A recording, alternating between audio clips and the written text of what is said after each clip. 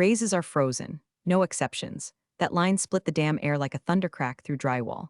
Brian said it like he was announcing the weather, arms folded, tie too tight, that smug tilt of his jaw that made him look like every 90s movie villain who thinks he's the smartest guy in the room just because he wears cologne that smells like inherited debt. I was mid-sip, black coffee, no sugar, because someone around here has to stay awake while the numbers cook themselves, and I just froze. My hand hovered near my mouth. The mug didn't shake, not visibly, but my pulse sure as hell did. This was the quarterly meeting. The one where you usually hear fake congratulations, recycled buzzwords, and the occasional awkward applause for a team synergy win that was really just Janice in procurement staying late while everyone else played Minesweeper on their phones. But this universal raise freeze, with no heads up, no context, no discussion, and right after I'd saved the company $1.2 million on that leaseback project, Brian didn't even glance at me when he said it. That told me everything. The room didn't explode. It didn't need to. Silence hit harder. You could hear the click of laptop lids closing. Someone's pen stopped moving mid-scribble. The intern from Strategy, Jake, I think, looked at me like I'd been slapped, like I was supposed to say something. But I didn't, because you don't speak when the trap's still setting. I've been at Delmont Financial 10 years, long enough to know when a bullet's got your name on it, and when it's meant to ricochet off you and hit someone else. Brian wanted a reaction. Hell, he expected one. He thought I'd sputter, maybe protest, remind the room what I did for the bottom line last quarter. He was dying for a public outburst so he could paint me as emotional, entitled, disruptive. Something that rhymed with too expensive, but I didn't flinch. I sipped my coffee again, let the bitterness wash the taste of betrayal off my tongue, and just watched. Let the others shift in their chairs. Let them glance at me, waiting for some cue. Let Brian stand there with his cheap power stance, thinking he'd just played me like a violin when he'd really just plucked a single sour string. When the meeting ended abruptly with no Q&A, no discussion, just a mumbled thanks team, I gathered my things slowly, methodically. Notebook, pen, charger. My chair didn't scrape, my heels didn't click. I moved like I had nowhere urgent to be, like someone who'd just found out the building was on fire but had time to finish her sandwich first. As I walked past Brian, he made eye contact. Briefly, flicker of smug satisfaction behind his eyes, like a cat who thinks he's caught the bird. I gave him nothing, not a nod, not a smile, not a twitch, because I knew something he didn't. I knew he'd just pulled the pin on a grenade he didn't understand. I knew the timing, I knew the paperwork, and more importantly, I knew what email I'd sent at 8:47 a.m. that morning. The one he hadn't read. The one with insurance clause review urgent in the subject line. The one BCC'd to legal, but we'll get to that. Right now, all I needed was to go back to my desk, sort through a few folders. Maybe reread a clause or two, because if Brian wanted to play freeze tag with salaries, he should have made damn sure he wasn't touching a live wire in the dark. And I don't scream when I'm burning. I just raise the temperature until someone else catches fire. 3 weeks before that meeting, before the word freeze dropped out of Brian's mouth like spoiled chicken from a fridge shelf, I was sitting across from him in conference room C, the one with the flickering light nobody ever fixed, and a view of the alley where the delivery guy always parked sideways. He had his sleeves rolled up like he was auditioning for a TED talk, trying to look collaborative, but his tone had the same sugar-coated command I'd come to expect from middle management men who didn't understand what fiduciary risk meant but loved tossing the word optimization around like confetti. Look, he said, clicking his pen like a nervous tick, I just need you to be a bit more flexible with the leaseback numbers. You know, show a little initiative, get creative, that word again. The spreadsheet was pulled up between us, column after column of projected savings, amortizations, capex deferrals. I'd spent days on it, tight, conservative estimates based on real conditions. I even factored in the facility's aging HVAC system, which, funny enough, hadn't been inspected in 2 years. I should know. I'd flagged it twice. You want me to massage the numbers, I said flatly, no smile. Brian gave a little chuckle, the kind frat boys give when you call them out at the bar. It's not massaging. It's aligning with the narrative. The narrative that says we'll save $3.2 next quarter by pretending this building isn't one rusted pipe away from a lawsuit. His smile didn't fade, just calcified into that glassy salesman look. Rachel, you're overthinking. Just round the projections a little. We'll sort out the real numbers after the board signs off. I leaned back. You're asking me to falsify projected financial data to front-load executive approval, then fix it later and hope no one's paying attention. He rolled his eyes. God, no. Just don't put it in writing, okay? That's when I knew. You don't say don't put it in writing unless you already know it's wrong. Unless you've done it before and it worked. Unless you think the woman across from you has enough career fatigue to go along with it because, hey, she's been here a decade and probably wants to keep her parking spot. So I nodded. Slow. I even let my tone soften. Sure, Brian, I'll take another pass at the model. That was Friday afternoon. By 8:47 a.m. Monday, the email was in his inbox.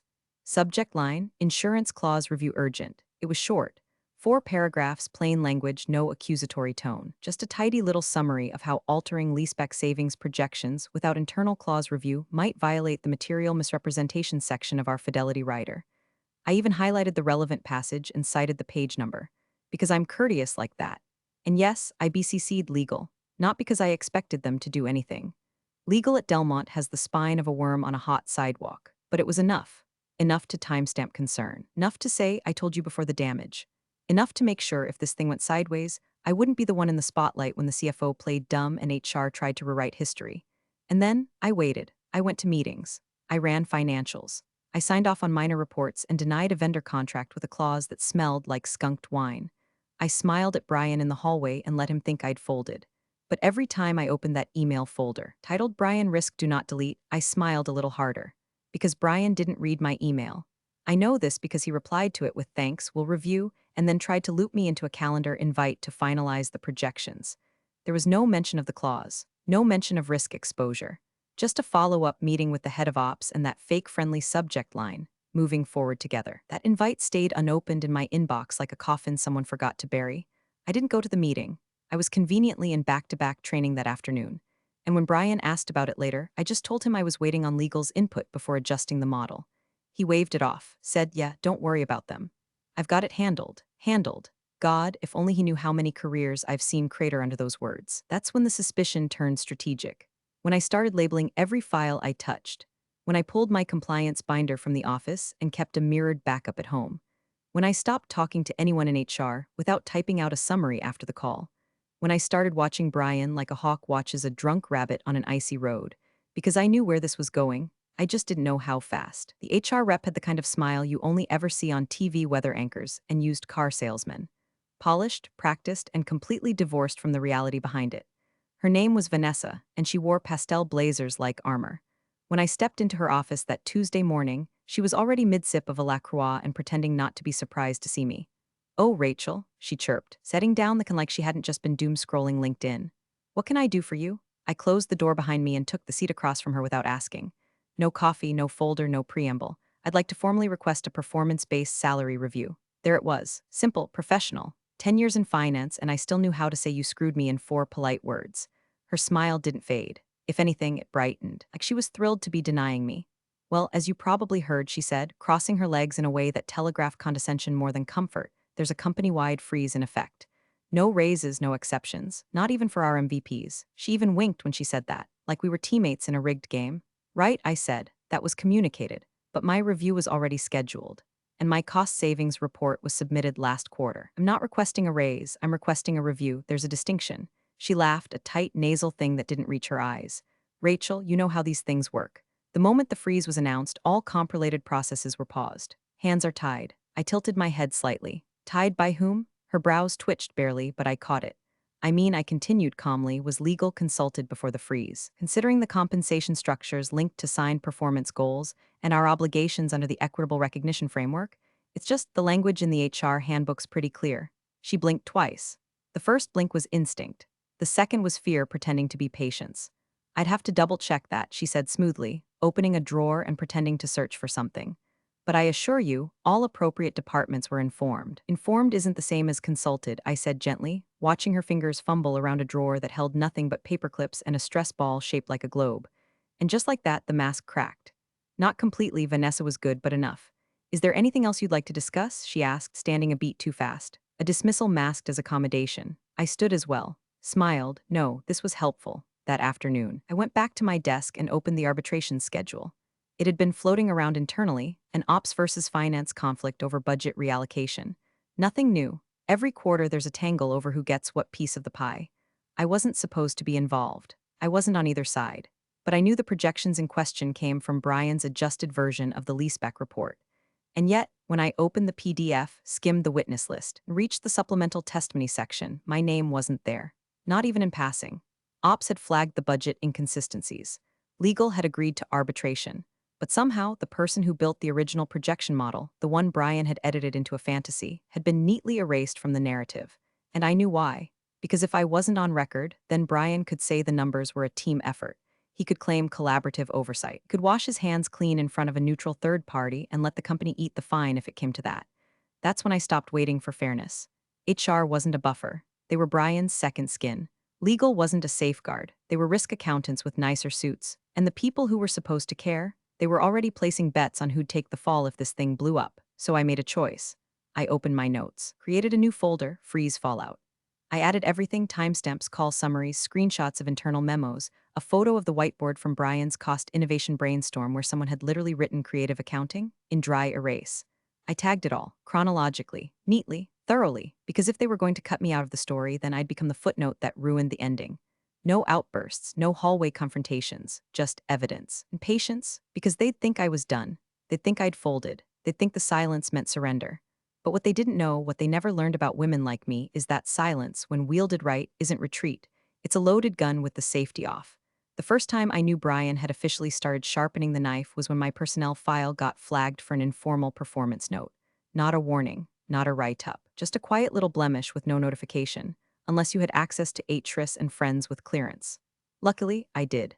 Nina from compliance pinged me at 6:12 p.m., right as I was microwaving leftover pad thai in the break room. She'd seen a system flag with my name on it, and because she once saw Brian yell at a receptionist for using the wrong branded notepad, she decided to give me a heads up. It just says concerning pattern of inflexibility around strategic cost alignment. Sound familiar? I didn't answer right away. I just stared into the microwave as the noodles rotated, limp and exhausted like the rest of us. Brian had made his move. The freeze wasn't the end game, it was the setup.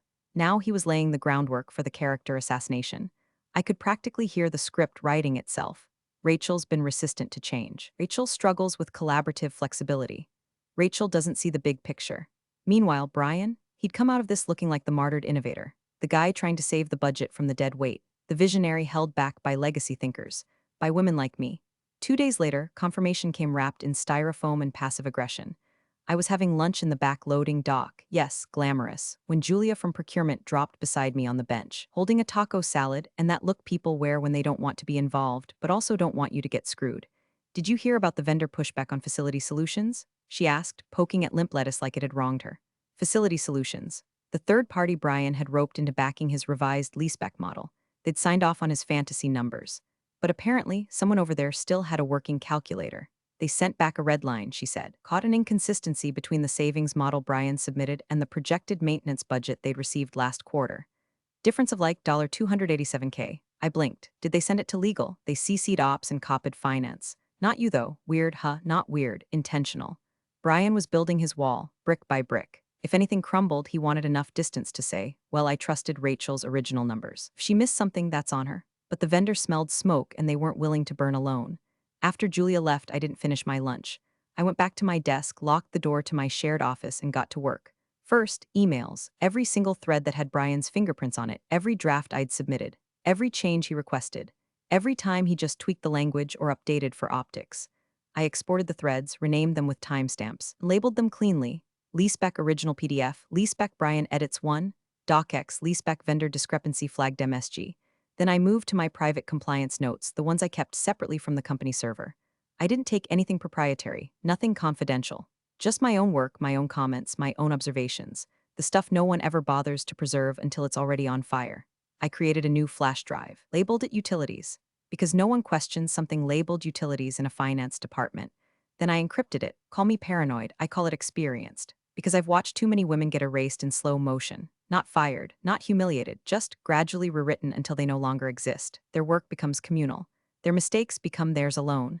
Their names show up only when legal needs a fall guy. Brian thought he was smart. He was positioning me as the obstacle, the stubborn analyst who couldn't adapt, the difficult personality who didn't play ball when asked to fudge the math for the greater good. And the note in my file, that was the first breadcrumb. But breadcrumbs go both ways, so I left my desk late that night. No dramatic exit, no angry slam of my laptop. Just the steady rhythm of a woman who knew the clock was ticking and already had the receipts.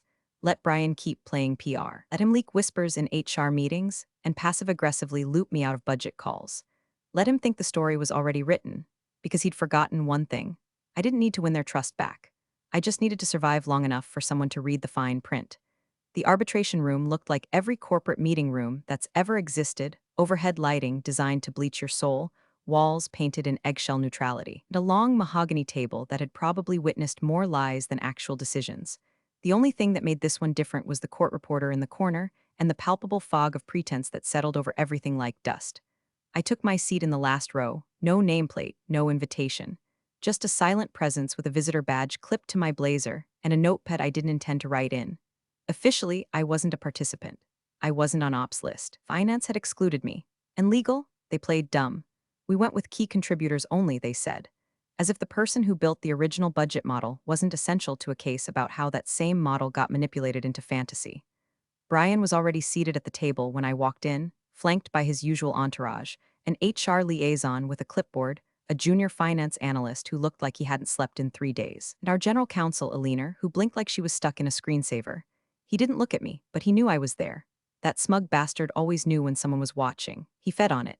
The panel opened with procedural niceties. Then the ops director, Jason, who once offered me a granola bar during a fire drill and acted like it was a marriage proposal, laid out their complaint. The updated leaseback savings, as filed, were materially inconsistent with prior reports and unsupported by actual vendor documentation. In plain English, someone cooked the numbers, and ops got blamed when the savings failed to show up. Brian's turn came, and oh, he was ready. He stood with the poise of someone who'd practiced his lines in the mirror that morning while adjusting his hair just enough to look frazzled but brilliant. His tone was calm, his gestures minimal, like he was allergic to drama but being forced into it by lesser minds. We recalibrated our cost projections in response to shifting vendor timelines, he said. All changes were made with transparency and sign-off from the appropriate teams. No objections were raised internally. That last part was aimed at me. He didn't name me, he didn't have to. I was the internal team. Then the CFO spoke. Hal, corporate fossil, the kind of man who treated meetings like sermons and compliance like a suggestion. He leaned forward, laced his fingers like he was about to perform a eulogy, and said, "To my knowledge, no one raised any formal concerns regarding compliance prior to the revised budget submission." And there it was. Formal concerns. No mention of emails. No mention of legal being BCC'd. No mention of a flagged clause that could torpedo the entire risk mitigation structure of the company's insurance rider. It was a subtle thing, but in finance, subtlety is how you kill people. I felt my stomach tighten, but my face didn't move. I sat perfectly still. No fidgeting, no eye rolls, just a quiet statue in the back of the room. And that was when I caught her watching me. Across the table, seated with the ops team, was a woman I didn't recognize. Late 30s. Sharp charcoal suit, eyes like a hawk with a law degree. Her laptop was open, but her attention was locked on me, not Brian, not Hal, me. She was the outside counsel ops had brought in. Neutral, technically. But every time Brian spoke, she glanced at me, like she was measuring the silence I wasn't breaking, like she could feel the heat under the ice. At lunch, I stepped outside for air. The company cafeteria was 2 floors down, but I had no appetite for overpriced paninis and forced small talk. I headed for the patio behind the south stairwell. Half concealed, rarely used, it smelled like sun-warmed cement and cigarette ghosts. She was already there. "Rachel, right?" she said, not a question. I nodded. "I'm Madison Parker, counsel for ops." We stood there for a moment, not talking, just sharing the silence. The breeze caught her jacket. I watched as she pulled a protein bar from her purse and offered it without looking. "I know you're not on the record." Yet, I didn't move, I didn't take the bar. "I don't have anything to offer," I said flatly. She smiled, small and knowing. "Not today, maybe." We both knew what was at stake. This wasn't just some departmental scuffle over accounting minutiae. The arbitration was a prelude to something bigger. Because if ops could prove that finance submitted knowingly inflated projections, it wasn't just an internal slap on the wrist. It was insurance fraud. A clause buried in our corporate fidelity insurance stated that any misrepresentation in financial disclosures, if not flagged and addressed internally, could void coverage for up to $3 million in damages. And Brian was trying to dance past that clause with a straight face and a backup choir of people pretending they hadn't seen the trap. But the clause existed, and I had emailed about it. Madison tossed the protein bar back in her purse. "When you're ready," she said, "I'll be around." Then she walked off, no drama, no pressure. Just a quiet offer left hanging in the air like the smell of rain before a storm. I leaned against the wall and exhaled. I hadn't broken the silence. Not yet, but they'd lit the match. And I was holding the kerosene. I didn't sleep the night after the arbitration hearing, not really. I laid in bed, staring at the ceiling fan as it creaked its tired rhythm, counting each slow revolution like a metronome for my thoughts. My apartment felt cold, sterile, like the air had turned against me too. The email kept replaying in my head. Not the words, I knew those by heart, but the exact moment I sent it. 8:47 a.m. The same morning Brian had announced the raise freeze. That timestamp was a loaded weapon. Not because it was dramatic, but because it was surgical. Precise. It proved I had flagged the insurance clause before Brian made a move, before the CFO testified, before legal's current timeline could pretend I was just another bitter employee watching her bonus evaporate. I pulled up the email again, sitting at my kitchen table with the screen's glow the only light in the room. There it was. Subject: Insurance Clause Review Urgent to Brian Carson CC, Alina Morris, General Counsel, BCC, Legal Compliance at Delmontcom sent, 8:47 a.m. Date, 2 weeks ago, the morning of the freeze. 4 short paragraphs. Professional. Tidy. Each sentence carefully built to communicate concern without sounding accusatory. Copy-paste of the relevant clause from the Fidelity Rider. A simple statement of risk, that freezing or redistributing funds tied to performance-based evaluations without a formal clause review could trigger a breach in the insurance coverage. I hadn't shouted. I hadn't speculated. I'd simply put the truth in writing. Brian had replied, of course. Thanks, we'll review, he'd said, followed by a calendar invite that never acknowledged the content. Just another meeting buried in a week full of performative collaboration.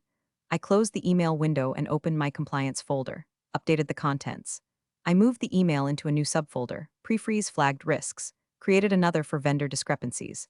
I renamed files, restructured the tree, ensured the naming conventions aligned with best internal audit practices.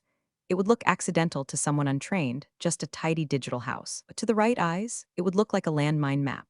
I encrypted the folder again, copied it to the utilities flash drive, made a separate encrypted backup, and emailed it to my personal cloud using a burner alias I'd created years ago during a different storm.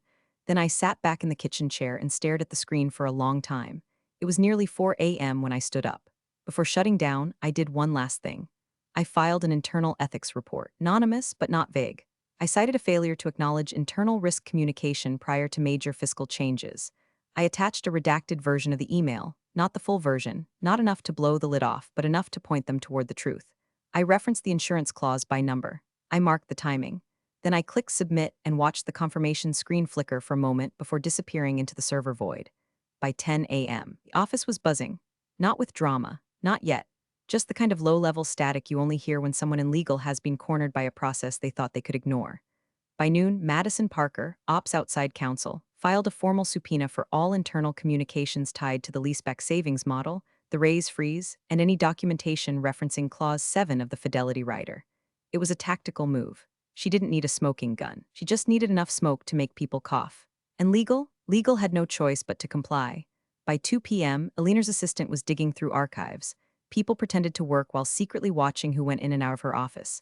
I passed her in the hallway and caught the flicker of something rare behind her eyes, panic. It looked good on her, matched her shoes. Brian, for his part, was unusually quiet. He hadn't pinged me all day. No sarcastic email threads, no check-ins on collaborative revisions, just radio silence. The kind that settles over a man who's been handed a riddle and suddenly realizes he's missing half the alphabet. And me? I stayed still. I didn't approach anyone. I didn't forward any new emails. I didn't respond to the whispers in the kitchen or the glances in the elevator. I just did my job, ran a variance report, reviewed a vendor ledger, scheduled a check-in with accounting about a contract renewal no one cared about. Because the trick to wielding a blade like this isn't in the swing. It's in making sure they never see the handle in your hand. It showed up in legal's discovery folder like a bone rising out of a shallow grave. Buried, but not deep enough. Marked flagged communication internal insurance inquiry. Alina claimed it had surfaced during a broader compliance sweep, which was corporate speak for we found this and were terrified. By Tuesday morning, I had a calendar invite. No subject line, no agenda, just my name, the arbitration room number, and the word supplemental. I didn't reply. I didn't need to. This was the part of the dance where everyone pretended we weren't circling the same drain. The part where HR stopped making eye contact and Brian started walking past my desk like I was contagious. At 9:53 a.m., I stood outside the arbitration room in a navy blue blazer I hadn't worn since the last board review. I held nothing in my hands. No folders, no notes. Everything I needed was already part of the record. Brian appeared from around the corner, coffee in hand, that same salesman gait like he'd just come from a client win instead of a slow, public undoing. He spotted me and offered a nod, thing halfway between casual and calculated. "Hey, Ratch," he said, like we were just bumping into each other at the printer. I walked right past him. No smile, no scowl, just the clean silence of a woman who'd finally become immune. Inside, the room looked different this time. More eyes, the same panel, same counsel, but a new kind of tension. The kind you feel before a balloon pops. Madison sat straighter. Alina looked pale. Hal, the CFO, wasn't present. Not yet, I was sworn in quickly. The court reporter raised an eyebrow, probably wondering why someone like me, who wasn't even on the original list, was suddenly in the spotlight. "Miss Keating," said the judge, a tall, thin man who always spoke like he was half distracted by another thought, Can you confirm whether you authored this email sent at 8:47 a.m. on the morning of the Rays freeze? He slid a printout across the table. My email. The one with the subject line, Insurance Clause Review Urgent. I took my time reading it even though I didn't need to. I let the silence stretch just long enough to make the people squirm. Yes, I said finally. That's mine. You wrote it the morning of the freeze? Yes. And you sent it to Mr. Carson, copied General Counsel, and blind copied the compliance address? Yes. Did anyone respond substantively? No, he paused. Would you like to elaborate on the concerns raised in the email? I looked at Madison, then at Alina, then at Brian, whose smile had begun to droop like a cheap vinyl banner in the sun.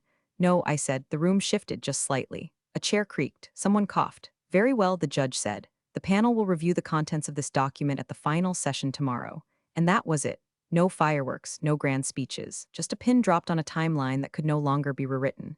I stepped down from the stand and walked back to the gallery. Brian didn't look at me again. Madison did. She didn't smile. She didn't need to, because now the email wasn't just a ghost in the system. It was exhibit material, a legal fact, a time-stamped wedge in the foundation of Brian's narrative. And me? I sat still. Back row. No fidgeting. Let them wonder what else I hadn't said. Let them fear what other folders might resurface. Because sometimes the most powerful testimony is knowing exactly when to shut the hell up. Hal stepped up to the witness table like he was stepping onto a golf green, confident, relaxed, just another day of benign executive theater. He straightened his cuffs, adjusted his reading glasses, and nodded toward the panel like he was doing them a favor by being there. Man carried himself with the self-assurance of someone who had never once in his career been the smartest person in the room, but had always been rich enough to outlast those who were. His voice, as always, was soft, polished, that soothing drone designed to sound credible, even when he was saying absolutely nothing. The freeze, he began, was implemented in response to emergent operational cost pressures and anticipated downturns in vendor obligations. It was a measured, appropriate response carried out with full transparency. Madison didn't even blink. She sat perfectly still, pen resting against her notebook, waiting. Hal continued. To my knowledge, he said, the corners of his mouth tightening slightly, no formal objections were raised regarding the financial redistribution, nor were any compliance flags triggered prior to execution. And there it was. The phrase again, to my knowledge. He wielded it like a lawyer in church. Technically true, morally bankrupt. Because Hal didn't deal in facts. Hal dealt in plausible deniability. Across the table, Madison finally moved. She leaned forward, flipped a page in her binder with surgical precision, and said, I'd like to revisit one document, if I may. She slid a folder across the table to the panel. Inside was the printout, Rachel Keating's email. Subject line, Insurance Clause Review Urgent. Timestamped 8:47 a.m. The morning of the freeze.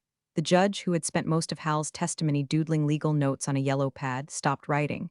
He adjusted his glasses, took the folder, opened it. Silence spread across the room like a crack in glass. Alina shifted uncomfortably. Brian, in the gallery behind legal, stared at the floor. The judge read silently at first, eyes scanning, mouth slightly parted. Then he looked up. Counsel, are you asserting this document was not received by General Counsel? Alina sat forward. It appears to have been overlooked in the initial review process. It wasn't, that's not what I asked. She paused. It was received, yes. The judge turned to Hal. And you're still testifying under oath that no objections were raised prior to freeze execution? Hal cleared his throat. He looked at Alina, then at Madison, then back to the judge. I was not made aware of this specific communication at the time, he said slowly. So again, to my knowledge, your knowledge, the judge interrupted, is no longer sufficient. The words landed like a shot across a still lake. No one moved. The judge turned the document around and marked it with a red tab. This will be entered into the record as Exhibit 14. He underlined the timestamp with his pen, hard, deliberate strokes. 8:47 a.m., he said aloud. On the day of the freeze, he leaned back, specific, unambiguous, and addressed directly to the executive making the decision. Hal's mouth opened slightly, then closed. He gave a small nod, not of understanding, but of surrender, like someone who's just realized the brakes are out and the cliff is a lot closer than it looked 5 minutes ago. Madison didn't gloat. She didn't need to. The room had changed. You could feel it, like a weather front rolling in. What had been speculation was now evidence. What had been a clever cover story was now perjury-adjacent testimony. And what had been a simple staff email, it had just become a cornerstone of liability. The judge closed the folder. We'll reconvene tomorrow to finalize, review, and assess implications regarding the fidelity clause and any material breach. Then he stood, signaling the session was over. Hal rose, slower this time. His shoulders lower, the poise replaced by weight. As the room began to empty, Brian didn't move. He just stared at the table like he was trying to replay every move he'd made, every shrug, every omission, every calendar invite he sent instead of reading the goddamn email. And me? I walked out without a word, because the folder hadn't just reappeared. It had cracked the floor wide open. And the only thing louder than the silence in that room was the sound of consequences starting to breathe. The air in the arbitration room was different that morning. Heavier, no more scripted small talk or overcompensated cheerfulness. The panel sat quieter. The court reporter didn't even look up when we entered. No eye contact, no nods, just the calm before something sharp hits bone. Even the chairs felt harder. I took my usual place in the back, alone. No notebook, no laptop, just a small black pen in my hand and that same old folder on the seat beside me. Not the physical one, I'd never needed to carry it, but the mental one, neatly indexed, time-stamped, and bulletproof. Madison was already seated, poised, and unreadable. Alina had ditched the pearls today, a small detail but telling. Even she could feel the weight of what was coming. Brian wasn't in the room. Cowardice has a way of hiding behind meeting conflicts. Hal, though. Hal was front and center, looking like he'd aged a year overnight. The tan had drained from his face, and for the first time since this began, his hands weren't folded neatly, they were clenched on the table in front of him. The judge cleared his throat and opened a folder, the red tab still peeking out like a warning flare. For the record, he began, we will now read into evidence Exhibit 14, previously submitted in yesterday's session. The court reporter's fingers hovered. The judge adjusted his glasses, looked at the room once, and began to read. 2. Brian Carson CC, Alina Morris BCC, Legal Compliance at Delmont.com subject. Insurance Clause Review Urgent sent, 8:47 a.m., March 8. The pause. A glance at Hal. Then, in a flat, deliberate tone that cut through the room like a buzzsaw, to proceed with the freeze without clause review may breach Article 7 of the Fidelity Rider. Our insurer requires formal compliance review for any budgetary action impacting performance-linked compensation. Failure to do so could jeopardize our standing in the event of a claim. He stopped reading, closed the folder slowly, set it down, and then he looked up. Hal didn't speak, he didn't twitch, he just sank. It was subtle, like a building settling after years of pressure, but you could see it. Kind of slump that only happens when a man finally sees the pit he dug and realizes he was standing in it all along. The judge folded his hands. This changes the burden of liability, he said calmly. The record clearly shows that compliance risk was raised, documented, and received prior to action. Alina stiffened but didn't protest. Madison's lips curved, not a smile, but the quiet satisfaction of someone who knew the axe had finally hit wood. We'll be recommending immediate review by the External Compliance Oversight Board, the judge continued, and a hold on any further compensation adjustments until this matter is resolved. He turned to Hal. In the meantime, you may wish to retain independent counsel. The silence that followed was absolute, not a cough, not a shuffle, just raw stillness like the building itself was holding its breath. I didn't gloat. I didn't move. When the session adjourned, I stood quietly, gathered my pen, and walked out without a word.